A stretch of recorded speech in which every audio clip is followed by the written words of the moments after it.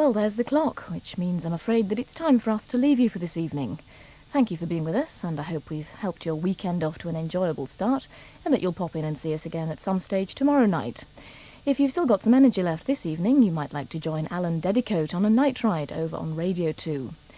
Here on BBC One, all that's left to do is to tell you that it's 26 minutes to 2, and wish you a very good night and a pleasant weekend. Oh, and by the way, think carefully about a beach holiday this year.